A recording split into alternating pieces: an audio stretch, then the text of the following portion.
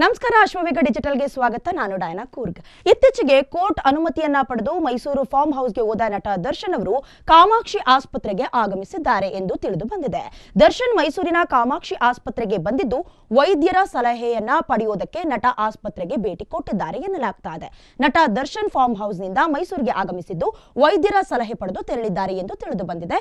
ಬೆನ್ನು ನೋವಿನ ಹೆಚ್ಚಳದ ಹಿನ್ನೆಲೆಯಲ್ಲಿ ಆಸ್ಪತ್ರೆಗೆ ವೈದ್ಯರ ಸಲಹೆಯನ್ನ ಪಡೆದುಕೊಳ್ಳೋದಕ್ಕೆ ಆಗಮಿಸಿದ್ರು. ನಟ ತೀವ್ರ ಬೆನ್ನು ನೋವಿನಿಂದ ಬಳಲುತ್ತಿರುವಂತೆ ಕಂಡು ಬಂದಿದೆ. ನಟ ಕುಂಟುತ್ತಾ ನಡೀತಾ ಇರುವುದು ಕೂಡ ಕಂಡು ಬಂದಿದೆ. ದರ್ಶನ್ ಮೂಳೆ ತಜ್ಞ ಅಜಯ್ ಹೆಗಡೆ ಸಲಹೆಯನ್ನ ಪಡ್ಕೊಂಡಿದ್ದಾರೆ ಎನ್ನಲಾಗ್ತಾ ಇದೆ. ಕೇವಲ ಎಕ್ಸ್ರೇ ತೆಗೆಸಿ ಆಸ್ಪತ್ರೆಯಿಂದ ತೆರಳಿದ ದರ್ಶನ್ ಆಸ್ಪತ್ರೆಯಿಂದ ಫಾರ್ಮ್ ಹೌಸ್ ಕಡೆ ಹೊರಟಿದ್ದಾರೆ. ದರ್ಶನ್ ಆಸ್ಪತ್ರೆಗೆ ಬರುವ ವಿಚಾರ ತಿಳಿದ ಹಿನ್ನೆಲೆ ಆಸ್ಪತ್ರೆ ಆವರಣದಲ್ಲಿ ಸಾಕಷ್ಟು ಸಂಖ್ಯೆಯಲ್ಲಿ ಬೆಂಬಲಿಗರು ಹಾಗೆ ಅಭಿಮಾನಿಗಳು ಸೇರಿದ್ರು.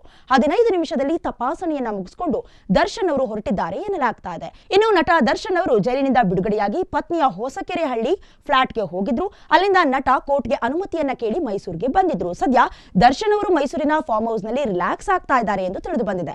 ಈ ಬೆನ್ನಲ್ಲೇ ದರ್ಶನ್ ಅವರ ನಡೆ ಅಚ್ಚರಿಯನ್ನ ಮೂಡಿಸಿದೆ.